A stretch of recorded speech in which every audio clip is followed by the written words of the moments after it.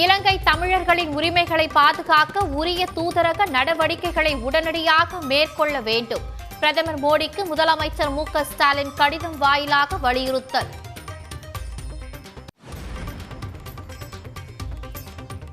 தொடர் விடுமுறையால் ஆம்னி பேருந்துகளில் 3 மடங்கு கட்டணம் உயர்வு. பொங்கல் பண்டிகைக்கு சொந்த ஊர்களுக்கு செல்வோர் அதிர்ச்சி.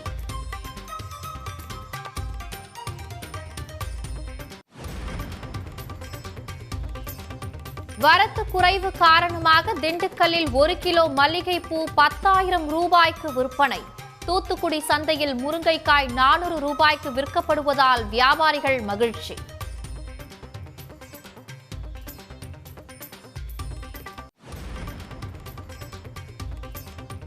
சென்னை போரூர் வடபழனி இடையே சோதனை ஓட்டம் வெற்றி. கோவை மதுரை மெட்ரோ ரயில் திட்டங்களுக்கு அனுமதி கிடைக்க வாய்ப்பு.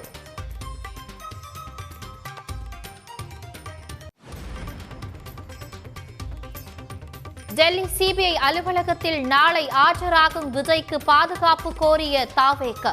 போதிய பாதுகாப்பு வழங்கப்படும் என்று டெல்லி காவல்துறை தெரிவித்துள்ளதாக தகவல்.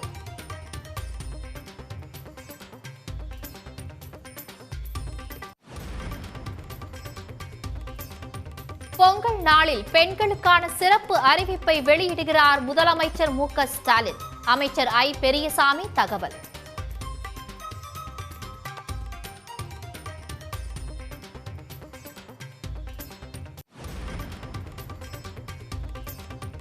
தேசிய ஊரக வேலை உறுதி திட்டத்தை சிதைக்கும் ஒன்றிய அரசுக்கு கண்டனம்.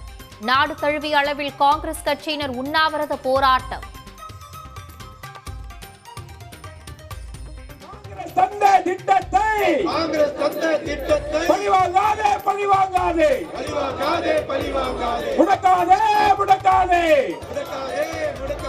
மகாத்மா காந்தியை முடக்காதே.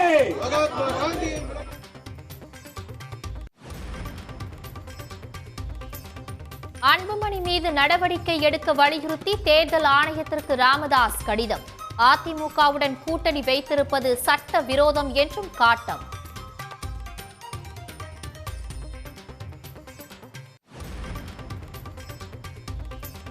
அனைத்து வேறுபாடுகளையும் கடந்து தமிழால் இணைந்ததால் வெற்றி. அயலக தமிழர் கனவுகளையும் திராவிட மாடல் அரசு நிறைவேற்றும் என உதயநிதி உறுதி.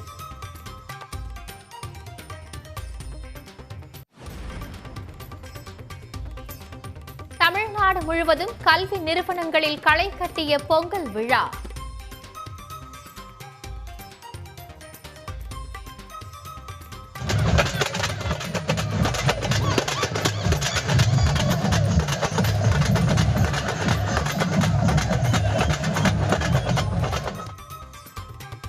திமுக, அதிமுக உள்ளிட்ட அரசியல் கட்சியினரும் மக்களோடு சமத்துவ பொங்கல் கொண்டாடி மகிழ்ச்சி.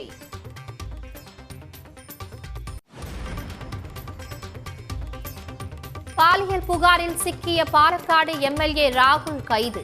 உள்ளூர் போலீசாருக்கே தகவல் கொடுக்காமல் சிறப்பு குழு அதிரடி நடவடிக்கை.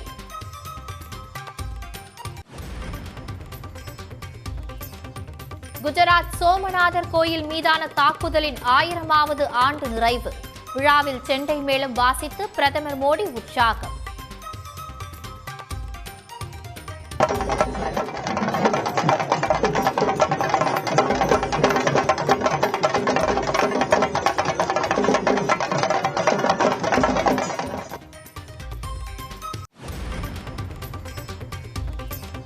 குஜராத்தில் அடுத்த 5 ஆண்டுகளில் 7 லட்சம் கோடி ரூபாய் முதலீடு செய்யும் ரிலையன்ஸ் நிறுவனம். செயற்கை நுண்ணறிவு முன்னோடியாக குஜராத் மாநிலம் மாற்றப்படும் என முகேஷ் அம்பானி உறுதி.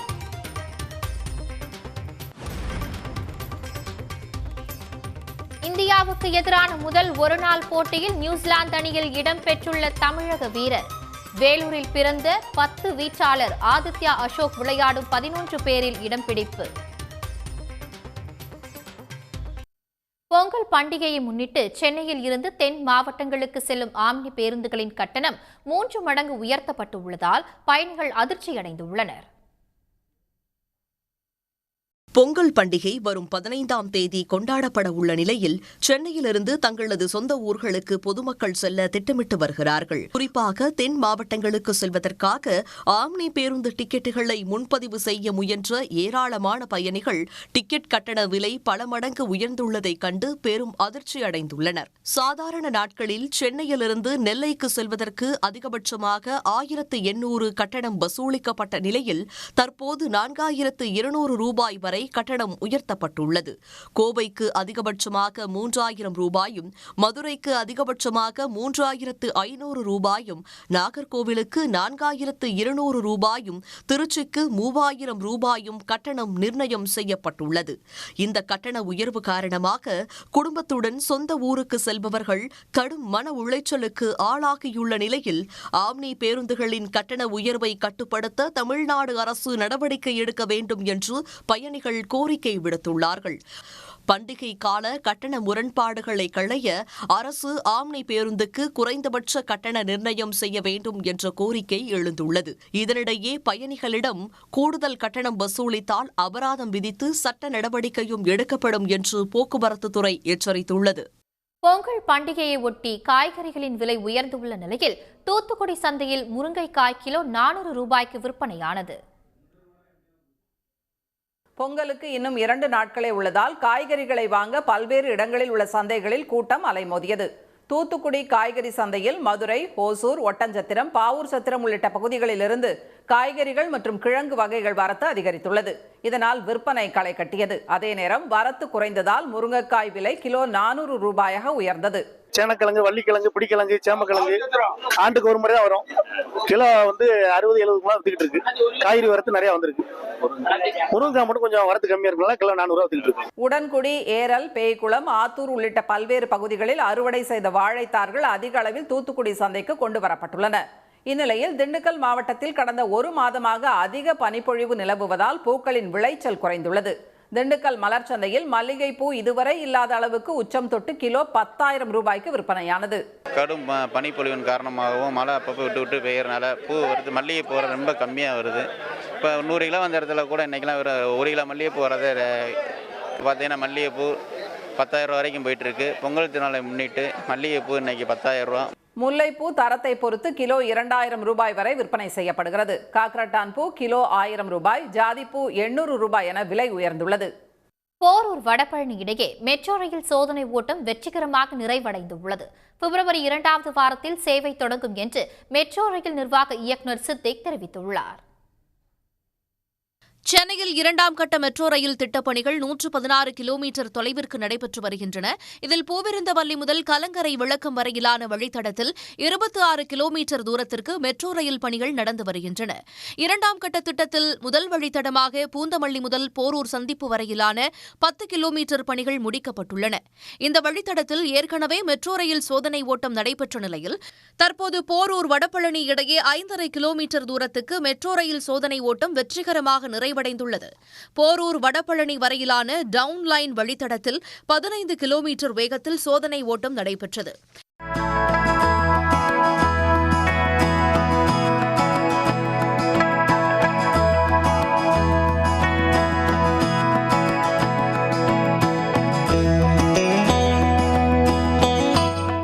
தொடர்ந்து செய்தியாளர்களை சந்தித்த மெட்ரோ ரயில் நிர்வாக இயக்குநர் சித்திக், டவுன்லைன் வழித்தடத்தில் சோதனை ஓட்டம் நடத்தப்பட்டதால் அப்லைனில் 5 நாட்களுக்கு பிறகு சோதனை ஓட்டம் நடைபெறவுள்ளதாக தெரிவித்தார். வடபழனி பூவிருந்தவல்லி இடையிலான மெட்ரோ ரயில் பணிகள் ஜூனில் முழுமையாக நிறைவடையும் என்றும் அவர் கூறினார். இந்த மாத இறுதிக்குள் இந்த ரூட்டில் வந்து நாங்கள் ட்ரெயின் ஃபுல் ஸ்பீடில், நார்மல் ஃபுல் ஸ்பீடில், ரெகுலர் ஸ்பீட் 35 கிலோமீட்டர் தான் ஓடும். இந்த 35-40 கிலோமீட்டர் ரேட்டில் தான் வந்து இங்கே இயக்கப்படும். கமிஷனர் ஆஃப் ரயில்வே சேஃப்டியை திருப்பி நாங்கள் வந்து இன்வைட் பண்ணுவோம் இன்ஸ்பெக்ஷனுக்கு. அது வந்து சேஃப்டி இன்ஸ்பெக்ஷனு. அந்த இன்ஸ்பெக்ஷன் பண்ணதுக்கப்புறம் அவங்க வந்து சர்டிஃபை பண்ணதுக்கப்புறம் ரயில்வே போர்டு வந்து எங்களுக்கு வந்து ஆத்தரைசேஷன் ஃபார் ஆப்ரேட்டிங் பேசஞ்சர் சர்வீசஸ்னு கொடுப்பாங்க. அது கொடுத்த உடனே வந்து நாங்கள் முழுமையாக பேசஞ்சர் சர்வீசஸுக்கு கமிஷன் செய்துருவோம். இதை வந்து நாங்கள் வந்து February ஃபர்ஸ்ட் வீக்கில் செகண்ட் வீக்கில் வந்து முடியும் என்று எதிர்பார்க்கிறோம். பூந்தமல்லியில் இருந்து வடபழனி வரையிலான வழித்தடத்தில் 7 நிமிடங்களுக்கு ஒரு ரயில் என மொத்தம் 10 ரயில்கள் 35 கிலோமீட்டர் வேகத்தில் இயக்கப்பட உள்ளதாகவும் சித்திக் தெரிவித்தார். கோவை மதுரை மெட்ரோ ரயில் திட்டத்திற்கு அனுமதி கிடைக்க நிச்சயம் வாய்ப்புள்ளது என்றும் அவர் கூறினார். கோயம்புத்தூர் மதுரை இது வந்து ஏற்கனவே மவுவாலேருந்து கவர்மெண்ட் ஆஃப் இந்தியாவிலேருந்து எங்களுக்கு வந்து இது வந்து மெட்ரோ ரயிலுக்கு ஒருவேளை வயபிள் இருக்கிறதுக்கு சாத்தியம் கம்மியாக இருக்கிற மாதிரி இருக்குன்னு சொல்லி உங்களுக்கு தெரிய வந்திருக்குன்னு. அது வந்து நான் ஏற்கனவே அதை வந்து ரீரெப்ரசன்ட் பண்ணி நம்ம முதலமைச்சர் அவர்கள் வந்து அங்கே பிரதமருக்கு எழுதியிருக்காங்க. அது பேஸ் பண்ணி ஃபர்தராக அந்த டீட்டெயில்ஸ் எப்படி ஃபர்தர் ஜஸ்டிஃபிகேஷனோட நாங்கள் ப்ரொபோசல்ஸ் வந்து இப்போ அனுப்பிச்சிருக்கோம் கவர்மெண்ட்டுக்கு. அது வந்து ஃபர்தர் ப்ராசஸிங்கில் ஸ்டேட் கவர்மெண்ட்டுக்கு அனுப்பிச்சிருக்கோம். அங்கே ஸ்டேட் கவர்மெண்ட்லேருந்து ஃபர்தர் அங்கே போகும். கோவை மதுரை மெட்ரோ ரயில் திட்டத்துக்கான ஆய்வுகளை தொடர்ந்து மேற்கொண்டு வருவதாகவும் சித்திக் கூறியுள்ளார். கரூரில் 41 பேர் உயிரிழந்த சம்பவம் தொடர்பாக டெல்லி சிபிஐ அலுவலகத்தில் நாளை தாவேக தலைவர் விஜய் ஆஜராக உள்ளார். அவருக்கு பாதுகாப்பு வழங்க வேண்டும் என தாவேக மனு அளித்த நிலையில் போதிய பாதுகாப்பு வழங்கப்படும் என்று டெல்லி காவல்துறை தெரிவித்ததாக தகவல் வெளியாகியுள்ளது. கரூர் வேலுச்சாமிபுரத்தில் கடந்த செப்டம்பர் 27ஆம் தேதி தாவேக தலைவர் விஜய் பரப்புரை கூட்ட நெரிசலில் சிக்கி 41 பேர் உயிரிழந்தனர். இந்த சம்பவம் நாடு முழுவதும் பெரும் அதிர்வலையை ஏற்படுத்தியது.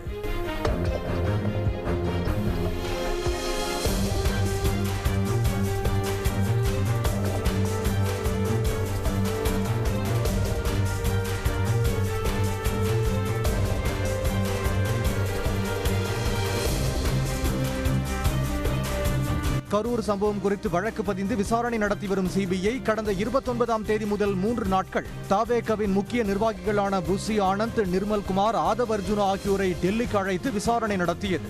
அதேபோல் கரூர் மாவட்ட ஆட்சியர் எஸ்பி ஆகியோரும் ஆஜராகினர். இந்த 3 நாட்களிலும் சுமார் 19 மணி நேரம் விசாரணை நடைபெற்றதாக கூறப்படுகிறது. இந்த நிலையில் விசாரணைக்கு ஆஜராக தாவேக தலைவர் விஜய்க்கு சிபிஐ கடந்த 6ஆம் தேதி சம்மன் அனுப்பியது. அதில் அவர் சாட்சியம் என்ற அடிப்படையில் விசாரணைக்கு அழைக்கப்பட்டுள்ளதாக தெரிகிறது. விஜய்க்கு அனுப்பப்பட்ட BNSS 179 சட்ட விதிகளின் அடிப்படையிலான சம்மன் என்பது விசாரணைக்கு அழைக்கப்படும் நபர் குற்றம் செய்தவர் அல்ல என்ற போதிலும் குற்றம் நடைபெற்ற விதம், அது தொடர்பான தகவல்களை அறிந்தவர் என்ற அடிப்படையிலானது என்று கூறப்பட்டுள்ளது. எனவே கரூரில் விஜய் பரப்புரையில் கலந்து கொண்ட போது இருந்த சூழல், அதிகாரிகள் வழங்கிய அறிவுறுத்தல்கள், கூட்ட நெரிசலில் சிக்கி பலர் உயிரிழந்த பிறகும் அங்கிருந்து அவசரமாக வெளியேறியதற்கான காரணம் உள்ளிட்டவை குறித்து சிபிஐ விசாரணை நடத்தி தகவல்களை கேட்டு பெற உள்ளதாக தெரிகிறது. டெல்லியில் நிலவும் அடர் பனிமூட்டம், காற்று மாசு காரணமாக இன்றைய தனி விமானம் மூலம் செல்லும் விஜய் நாளை காலை 11 மணி அளவில் சிபிஐ அலுவலகத்தில் ஆஜராவார் என எதிர்பார்க்கப்படுகிறது. அவருடன் பொதுச் செயலாளர் புசி ஆனந்த், ஆதவ் அர்ஜுனா, CTR நிர்மல்குமார் ஆகியோரும் டெல்லி செல்வார்கள் என்று எதிர்பார்க்கப்படுகிறது. இதற்கிடையே தாவேக தலைவர் விஜய்க்கு உரிய பாதுகாப்பு வழங்கப்படும் என்று டெல்லி காவல்துறை உறுதியளித்துள்ளது. தாவேக இணை பொதுச் செயலாளர் CTR நிர்மல்குமார் டெல்லி காவல்துறைக்கு மின்னஞ்சல் மூலம் இந்த கோரிக்கையை விடுத்திருந்தார். அதனை ஏற்றுக்கொண்ட டெல்லி காவல்துறை பாதுகாப்பு பணியில் மத்திய ரிசர்வ் படை மற்றும் டெல்லி காவல்துறையினர் ஈடுபடுத்தப்படுவர் என்று தெரிவித்துள்ளது. சிபிஐ அலுவலகம் செல்லும் வழி மட்டுமல்லாது தங்கும் ஹோட்டலிலும் உரிய பாதுகாப்பு வழங்கப்படும் என்றும் உறுதியளிக்கப்பட்டுள்ளது. தமிழ்நாடு முழுவதும் கல்வி நிறுவனங்களில் பொங்கல் விழா களை கட்டியது. திமுக, அதிமுக உள்ளிட்ட அரசியல் கட்சியினரும் பொதுமக்களோடு சமத்துவ பொங்கலை கொண்டாடி மகிழ்ந்தனர். புதுக்கோட்டை மாவட்டம் இலுப்பூர் தனியார் கல்லூரி வளாகத்தில் பனை ஓலையில் குடிலமைத்து புது பானையில் பொங்கலிட்டு மாணவ மாணவிகள் சமத்துவ பொங்கலை கொண்டாடினர்.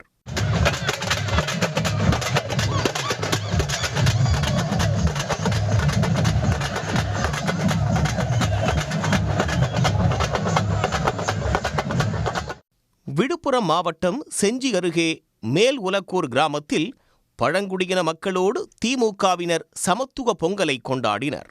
வரும் தேர்தலில் திமுக 200 தொகுதிகளில் வெற்றி பெறும் என்பதை உணர்த்தும் வகையில் 200 பானைகளில் பெண்கள் பொங்கலிட்டு மகிழ்ந்தனர்.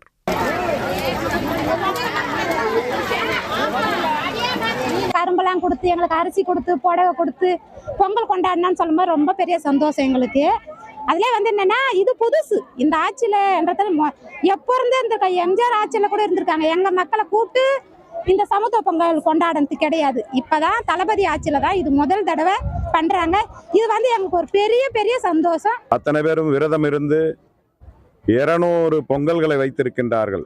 அவர்களுடைய குலதெய்வமாக இருக்கக்கூடிய சுப்பிரமணிய சுவாமி அவர்களுக்கு அந்த மேலே இருக்கக்கூடிய சுப்பிரமணிய சாமியினுடைய கோயில் திருவிழா போலதான் இன்று பொங்கல் விழா நடைபெற்றுக் கொண்டிருக்கிறது.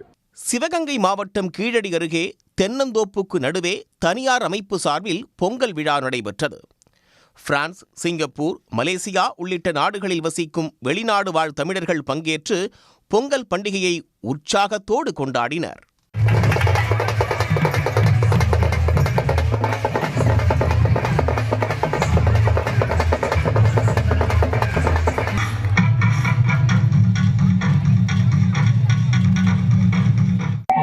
It's really wonderful, and I'm happy to be here with my friends and with my husband.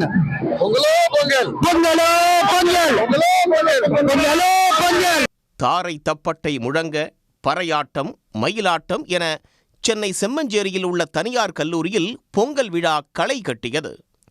பாரம்பரிய விளையாட்டுகளில் ஆர்வத்தோடு பங்கேற்ற மாணவர்கள் மாட்டு வண்டியில் பயணித்தும் உற்சாகமடைந்தனர்.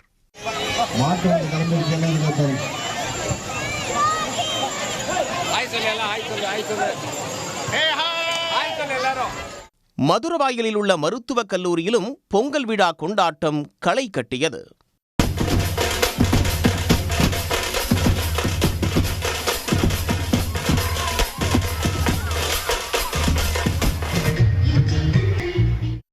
தஞ்சாவூர், திருச்சி, கோவை மாவட்டம் வால்பாறை, கரூர், கோடங்கிப்பட்டி பகுதிகளில் பொங்கல் விழா களை கட்டியது. கோவை, பூவிருந்தவல்லி, தேனி மாவட்டம் பெரியகுளம் உள்ளிட்ட பகுதிகளில் பாஜகவினர் மோடி பொங்கல் விழாவை கொண்டாடினர். இன்னைக்கு அரசியலுக்கு தான் சம்பாதிக்கணும் எவ்வளவோ சொல்றாங்க. ஒவ்வொரு தேர்தலையுமே தேமுதிக பேரம் பேசுது. என்ன பேரம் பேசுச்சு? Open challenge. 2005 முன்னாடி கேப்டனுக்கு என்ன சொத்து இருந்தது, இன்னைக்கு கேப்டன் குடும்பத்துக்கு என்ன சொத்து இருக்கு, நான் ஓபனா சேலஞ்ச் பண்றேன். தயாரா? இலவசமா கல்லூரி கேப்டன் கட்டி கொடுத்தாரு. இன்னைக்கு கல்லூரி நம்ம கிட்ட இருக்கா? கேப்டன் டிவி ஆரம்பிச்சா, இன்னைக்கு கேப்டன் டிவி நம்ம கிட்ட இருக்கா? என்ன இருக்கு? நீங்க இருக்கீங்க. வேற எதுக்கும் பயம் இல்ல. கேப்டன் மோதிரம் என்கிட்ட இருக்கு. 2016 இருந்து 2025 வரைக்கும் ஒரே ஒரு ஃபோர்ட் எண்டேவர் தான், ஒரே ஒரு இனோவா தான். Open challenge. இன்னைக்கு எத்தனையோ நடிகர் எத்தனையோ வீடு வச்சிருக்காங்க. கேப்டன் கஷ்டப்பட்டு ஒரு வீடு கட்டி அந்த வீட்டுக்குள்ள குடியேறணும், இது வரைக்கும் போக முடிஞ்சுதா? அதே சாலிகிராம் 54 கண்டமால் தெருல இன்னைக்கும் நாங்க இருக்கிறோம். இதுக்காக நாங்க ஒரு துளியாச்சு கஷ்டப்பட்டு இருப்போமா? சரி, நம்ம கிட்ட விட்டதெல்லாம் போயிடுச்சேன்னு இதுக்கெல்லாம் பயந்தா அரசியல் பண்ண முடியாது ப்ரோ. தம்பிங்களா, கேப்டன் சொல்ல இருட்டை மறைக்கலாம், ஆனா சூரியனை மறைக்க முடியாது. இது கேப்டனோட கட்சி. எதிர் நீச்சல் போட்டே வளர்ந்த கட்சி இந்த கட்சி. மாதா, பிதா, குரு. எனக்கு பிதா, உங்களுக்கு கேப்டன், குரு, பிதா, மாதா. அதுதானே குரு பூஜை. நிச்சயமாக நமக்கான காலம் இருக்கு. கூட்டணி முடிவு உங்களே மாதிரி நானும் காத்துட்டு இருக்கேன். அம்மா பையன் வேறு, அது வேறு. ஆனா கட்சி என்பது வேறு. இங்க நான் இளைஞரணி செயலர், ஒரு தொண்டன். உங்களே மாதிரி நானும் காத்துட்டு இருக்கிறேன். இன்னைக்கு 2 இடத்துல சூரத் எங்க அம்மா உடைச்சாங்க. சரி, நாங்களும் பார்த்தோம் இப்படி எப்படியா உடையணும். ஓங்கி ஒரு அடி, கரெக்டா 2ஆ பொளந்தது. திரும்பி ஓங்கி ஒரு அடி, இன்னொரு இடத்துக்கு கரெக்டா 2ஆ பொளந்தது. சரிக்கு சமமா பொளந்தது அந்த தேங்காய். இதுல இருந்து என்ன தெரியுது? 2 பேருக்குமே தேமுதிகவின் தேவையின் சேவை வேணும். 2 பெரிய கட்சிக்கும் தேமுதிகவோட சேவையும் தேவையும் வேணும். இன்னைக்கு நீங்க என்ன சீட்டு கொடுப்பீங்க, என்ன அதெல்லாம் சுதீஷ் மாமா கலை பார்த்துக்கோ. அது 20, 30, 40 எது இருந்தாலும் அது தலைமை பார்த்துக்கிட்டோம். ஆனா அந்த எத்தனை சீட்டு நீங்க கொடுக்குறீங்களோ அத்தனை சீட்டு தான் உங்களை ஆட்சியில் உட்கார வைக்கும். அதை மறந்துடாதீங்க. எத்தனை கட்சி சேருது மெகா கூட்டணி இல்ல. தேமுதிக எங்க சேருறோ அதுதான் மெகா கூட்டணி, அதுதான் வலிமையான கூட்டணி. விஜய் அண்ணனுக்கு அவரோட தம்பியா, உங்க அண்ணனோட மகனா ஒரு சின்ன ஒரு அட்வைஸ். ஏன்னா அரசியல நான் மூத்தவர், நீங்களே என்கிட்ட சொன்னீங்க. அண்ணா ஒரு சின்ன அட்வைஸ். இன்னைக்கு காங்கிரஸ் என்ற கட்சி அவங்க கூட்டணியில் அவங்க பேரத்தை பேசுறதுக்காக உங்க படத்தை சப்போர்ட் பண்றாதீங்க, நம்பிராதீங்க. அதை வந்து தூண்டில போடுற மாதிரி மீன் மாட்டிக்காதீங்க. நீங்க நல்லா வரணும். ஒரு சின்ன அட்வைஸ் அதுதான். ஏன்னா அவங்க என்ன பண்ணாங்கன்னு விருதுநகர்ல எனக்கு தெரியும். உங்க படம் சினிமா துறையோட சேருங்க. அவங்க சப்போர்ட் பண்றாங்க ஆஹாவும் நம்பி உங்க கூட கூட்டணி வர மாதிரி வந்து அங்க பேரத்தை உசுப்பி அங்கதான் இருப்பாங்க, எங்கேயோ அவங்க போக மாட்டாங்க. அதனால விஜய் ஒரு சின்ன அட்வைஸ் இது. பிடிச்சிருந்தா ஏத்துக்கோங்க, பிடிக்காத ஏத்திக்கோங்க. எனக்கு நல்லதுக்கு நான் சொல்றேன். அதுதான் கேட்பது என் உரிமை, கொடுப்பது உங்க கடமை. இன்னைக்கு தேமுதிக இல்லாமல் யாரும் ஆட்சி அமைக்க முடியாது. தேமுதிக எங்கு கூட்டணி வைக்கிறதோ அவர்கள்தான் ஆட்சியில் அமர முடியும் என்பதை இந்த நேரத்தில் நான் உறுதியா சொல்றேன். என்ன கொள்கைன்னு எல்லாம் கேட்கிறவங்களுக்கு பதில் ஏன் தொண்டர்கள் நீங்க சொல்லுங்க. இனிமேல் தேமுதிகவுக்கு வெற்றி ஒன்றுதான் கொள்கை, வெற்றி ஒன்றுதான் கொள்கை என்பதை போய் சொல்லுங்க. தேமுதிகவை வச்சு நீங்க ஜெயிச்சுக்குவீங்க, ஆனா தேமுதிகவுக்கு மட்டும் வாய்ப்பு கொடுக்க மாட்டீங்க. என்ன நியாயம் இது? நீங்க எல்லாரும் இங்க எதிர்பார்க்கிறது ஒரே ஒரு விஷயம், யாரோட கூட்டணி நாம் வைக்க வேண்டும் என்ற முடிவை எடுத்து விட்டாச்சு. ஆனால் அதை இந்த மாநாட்டில் அறிவிக்க வேண்டுமா என்பதுதான் கேள்வி. அது ஏன் சொல்றேன்றதை நீங்க புரிஞ்சுக்கணும். தமிழகத்தில் எந்த கட்சியும் கூட்டணியை அறிவிக்கவில்லை. இந்த நிமிஷம் வரைக்கும் எந்த கட்சியுமே கூட்டணி அறிவிக்கல. இவங்க தான் எங்க கூட்டணின்னு சொல்லல. அப்படி இருக்கும் பொழுது நாமும் சிறிது ஆலோசித்து தெளிவாக சிந்தித்து நல்ல தீர்ப்பை தான் எடுக்க வேண்டும் என்பதை நம்ம மாவட்ட கழக செயலாளர்கள் சொல்லி இருக்காங்க. தை பிறந்தால் வழி பிறக்கும். நான் கேட்கறது இல்ல, எங்க மாவட்ட செயலாளர்கள் நிர்வாகிகள் என் கடைக்கோடியில் இருக்கின்ற என் தொண்டர்களே உங்களை பார்த்து நான் கேட்கிறேன். இந்த மாநாடு மேடையில் நம்ம அறிவிக்கணுமா? நம்ம இவ்வளோ நாள் சத்திரியனா வாழ்ந்துட்டோம். இனிமேல் சாணக்கியத்தனமாக நாமளும் வாழணும். நாம மட்டும் எதற்காக முந்திரி கொட்ட மாதிரி அவசரப்படணும்? நாமும் நின்று நிதானமா யோசிச்சு அடிப்போம். எத்தனை ஏச்சுக்கள் பேச்சுக்கள் பழி பாவம் பேரம் பேசுறாங்க, பொட்டி வாங்க, என்ன வேணா சொல்லுங்கடா. நீங்க ஏன் தொண்டர்கள் என்ன சொல்றாங்களோ அது மட்டுமே என்னுடைய வேத வாக்கு என்பதை இந்த நேரத்தில் நான் சொல்ல கடமைப்பட்டிருக்கிறேன். இன்னைக்கு வந்து அரசியலுக்கு வந்து தான் சம்பாதிக்கணும் எவ்வளவோ சொல்றாங்க. ஒவ்வொரு தேர்தலையுமே தேமுதிக பேரம் பேசுது. என்ன பேரம் பேசுச்சு? Open challenge. 2005 முன்னாடி கேப்டனுக்கு என்ன சொத்து இருந்தது, இன்னைக்கு கேப்டன் குடும்பத்துக்கு என்ன சொத்து இருக்கு, நான் ஓபனா நான் சேலஞ்ச் பண்றேன். தயாரா? இலவசமா கல்லூரி கேப்டன் கட்டி கொடுத்தாரு. இன்னைக்கு கல்லூரி நம்ம கிட்ட இருக்கா? கேப்டன் டிவி ஆரம்பிச்சா, இன்னைக்கு கேப்டன் டிவி நம்ம கிட்ட இருக்கா? என்ன இருக்கு? நீங்க இருக்கீங்க. வேற எதுக்கும் பயம் இல்ல. கேப்டன் மோதிரம் என்கிட்ட இருக்கு. 2016 இருந்து 2025 வரைக்கும் ஒரே ஒரு ஃபோர்ட் எண்டேவர் தான், ஒரே ஒரு இனோவா தான். Open challenge. இன்னைக்கு எத்தனையோ நடிகர் எத்தனையோ வீடு வச்சிருக்காங்க. கேப்டன் கஷ்டப்பட்டு ஒரு வீடு கட்டி அந்த வீட்டுக்குள்ள குடியேறணும், இது வரைக்கும் போக முடிஞ்சுதா? அதே சாலிகிராம் 54 கண்டமால் தெருல இன்னைக்கும் நாங்க இருக்கிறோம். இதுக்காக நாங்க ஒரு துளியாச்சு கஷ்டப்பட்டு இருப்போமா? சரி, நம்ம கிட்ட விட்டதெல்லாம் போயிருச்சேன்னு இதுக்கெல்லாம் பயந்தா அரசியல் பண்ண முடியாது ப்ரோ. தம்பிங்களா, கேப்டன் சொல்ல இருட்டை மறைக்கலாம், ஆனா சூரியனை மறைக்க முடியாது. இது கேப்டனோட கட்சி, எதிர் நீச்சல் போட்டே வளர்ந்த கட்சி இந்த கட்சி. மாதா பிதா குரு. எனக்கு பிதா, உங்களுக்கு கேப்டன், குரு பிதா மாதா. அதுதானே குரு பூஜை. நிச்சயமாக நமக்கான காலம் இருக்கு. கூட்டணி முடிவு உங்களே மாதிரி நானும் காத்துட்டு இருக்கேன். அம்மா பையன் வேறு, அது வேறு, ஆனா கட்சி என்பது வேறு. இங்க நான் இளைஞரணி செயலர் ஒரு தொண்டன், உங்களே மாதிரி நானும் காத்துட்டு இருக்கிறேன். இன்னைக்கு வந்து 2 இடத்துல வந்து சூரத் எங்க அம்மா வந்து உடைச்சாங்க. சரி, நாங்களும் பார்த்தோம் இப்படி எப்படியா உடையணும்.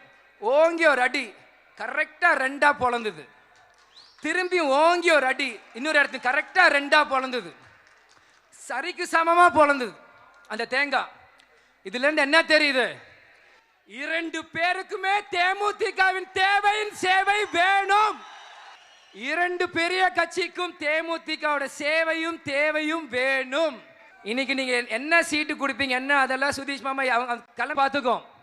அது 20, 30, 40 எது இருந்தாலும் அது தலைமை பார்த்துக்கிட்டோம். ஆனா அந்த எத்தனை சீட்டு நீங்க கொடுக்குறீங்களோ அத்தனை சீட்டு தான் உங்களை ஆட்சியில் உட்கார வைக்கும். அதை மறந்துடாதீங்க. எத்தனை கட்சி சேருது மெகா கூட்டணி இல்ல. தேமுதிக எங்க சேருதோ அதுதான் மெகா கூட்டணி, அதுதான் வலிமையான கூட்டணி. விஜய் அண்ணனுக்கு அவரோட தம்பியா உங்க அண்ணனோட மகனா ஒரு சின்ன ஒரு அட்வைஸ். ஏன்னா அரசியல நான் மூத்தவர், நீங்களே என்கிட்ட சொன்னீங்க.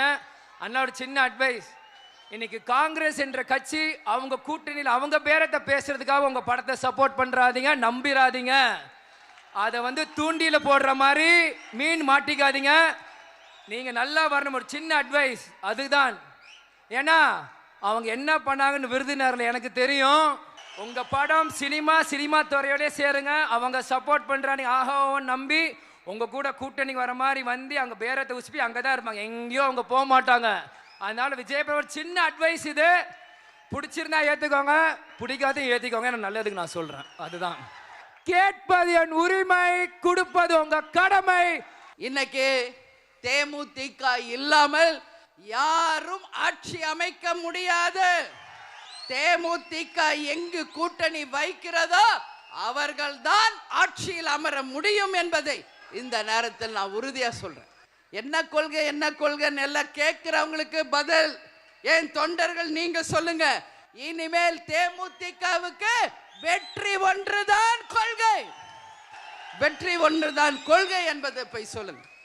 தேமுதிகவை வச்சு நீங்க ஜெயிச்சுக்குவீங்க, ஆனா தேமுதிகவுக்கு மட்டும் வாய்ப்பு கொடுக்க மாட்டீங்க. என்ன நியாயம் இது?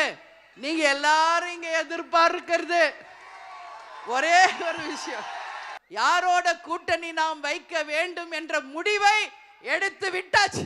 ஆனால் அதை இந்த மாநாட்டில் அறிவிக்க வேண்டுமா என்பதுதான் கேள்வி. அது ஏன் சொல்றன்றதை நீங்க புரிஞ்சுக்கணும். தமிழகத்தில் எந்த கட்சியும் கூட்டணியை அறிவிக்கவில்லை. இந்த நிமிஷம் வரைக்கும் எந்த கட்சியுமே கூட்டணி அறிவிக்கல. இவங்க தான் எங்க கூட்டணின்னு சொல்லல.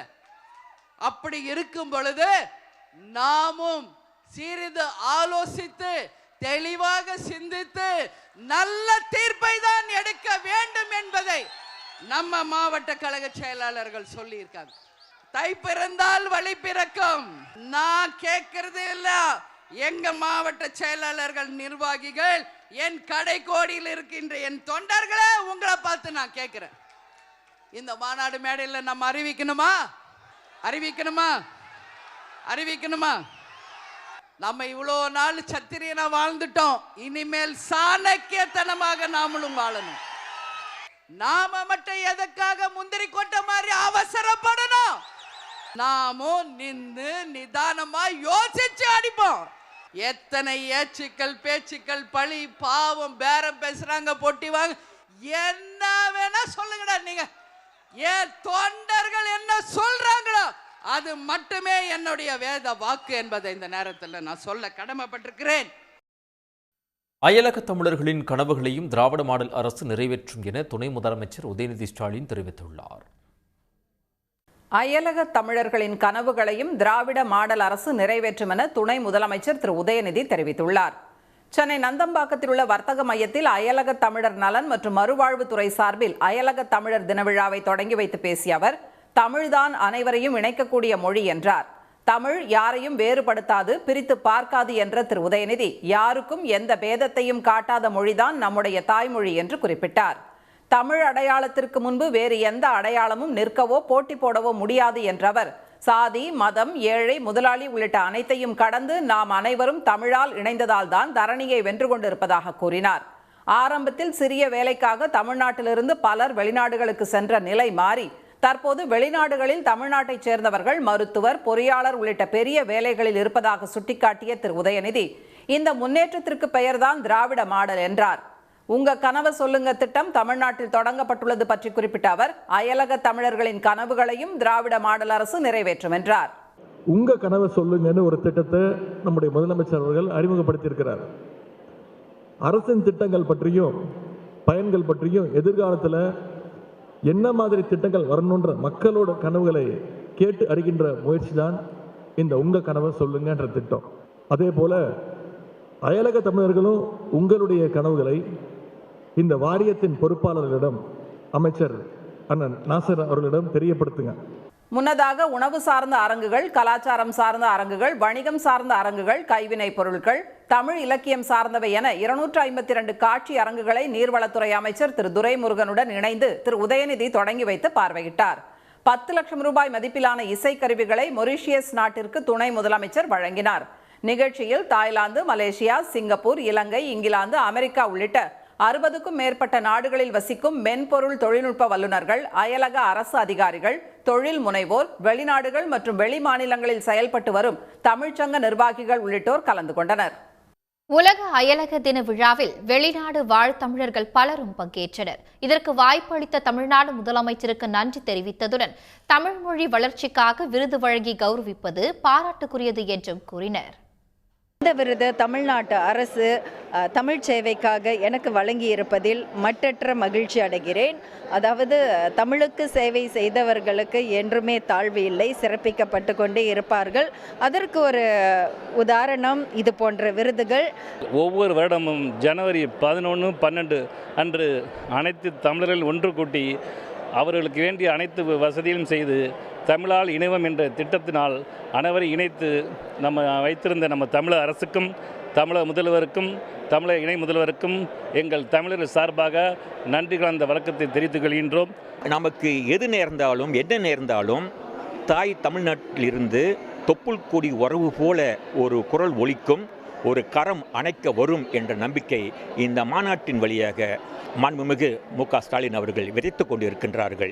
இது நான் இந்த இங்கிருந்து புறப்பட்டு போன பிறகும் கூட ஏறக்குறைய ஒரு ஆண்டுக்கு இந்த உணர்வுகளோடு தான் நாங்கள் இருக்கின்றோம் என்பதை நன்றியோடு பதிவு செய்கின்றேன். இப்பொழுது அசாதாரண சூழ்நிலையிலே பாதிக்கப்பட்ட மக்களுக்கும் இந்திய அரசாங்கமும் அதே போல் தமிழ்நாடு அரசாங்கம் விசேஷமாக கவனத்திலே கொண்டு அவர்களுக்கு உதவி செய்வதை நாங்கள் அவதானிக்கக்கூடியதாக இருக்கின்றது. ஆகவே ஒவ்வொரு தருணத்திலும் இந்த தொப்புள் கொடி உறவான இலங்கை இந்திய தமிழர்களுக்கு இடையிலே நடைபெறுகின்ற இந்த உறவு மேலும் மேலும் வளர்வதற்கு இந்த அயலக தமிழர் மகாநாடு போன்றவை எங்களுக்கு மிக முக்கியமான ஒரு கருப்பொருளாக அமைந்திருக்கின்றது என்பது பாராட்டக்கூடிய ஒரு விஷயம்.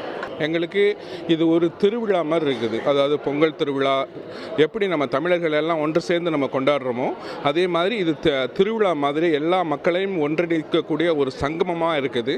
இதன் மூலம் எங்களுக்கு பல்வேறு தமிழ்ச்சங்கங்களுடைய தொடர்புகள் கிடைக்கிது. அந்த தொடர்புகளை வச்சு நாங்கள் அதுக்கப்புறம் அடுத்த ஒரு வருஷங்கள் இந்த 4 வருடங்களில் எங்களுடைய உறவுகள் தமிழ்ச்சங்கங்களோட உறவுகள் ரொம்ப கூடியிருக்குது.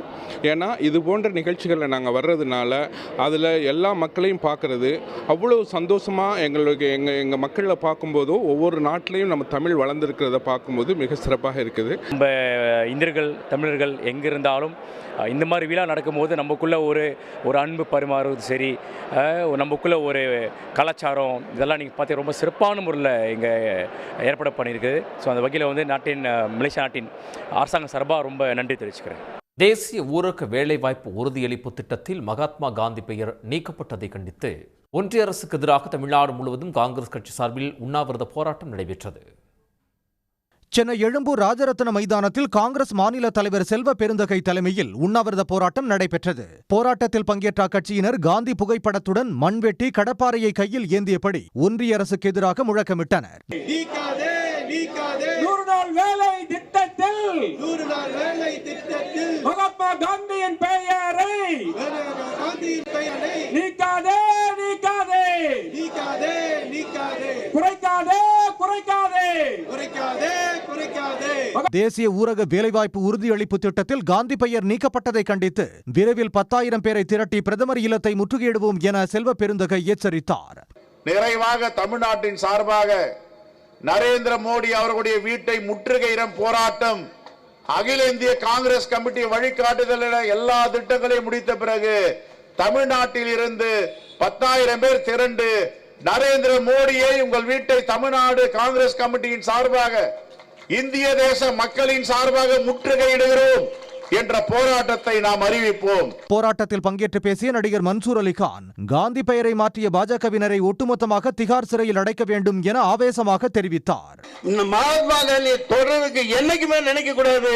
இவனுங்களை திகார் ஜெயிலில் போடணும், பத்தாட்டி பாளையங்கோட்டையை கொண்டு வரணும், வேலூர் ஜெயிலுக்கு கொண்டு வரணும். ஏன்னா 12 வருஷம் ஜெயில இருந்தவர் ஜவஹர்லால் நேரு. மோடி ஏதாவது ஜெயிலுக்கு போயிருக்காரா? அவர் டீயே ஆத்தது இல்லை. சொல்லிக்கிட்டாரு, அங்க போய் பார்த்தா ஸ்டேஷனே இல்லையா. சேலம் மாவட்டம் ஆத்தூரில் உள்ள மகாத்மா காந்தி சிலைக்கு பாலாபிஷேகம் செய்தும் தீபாரதனை காண்பித்தும் காங்கிரஸ் கட்சியினர் நூதன போராட்டம் நடத்தினர்.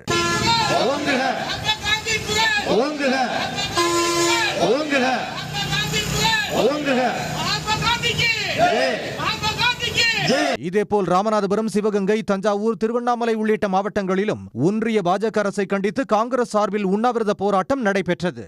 உடனுக்குடன் செய்திகளை தெரிந்து கொள்ள சன் நியூஸ் பெல் ஐகானை கிளிக் பண்ணுங்க.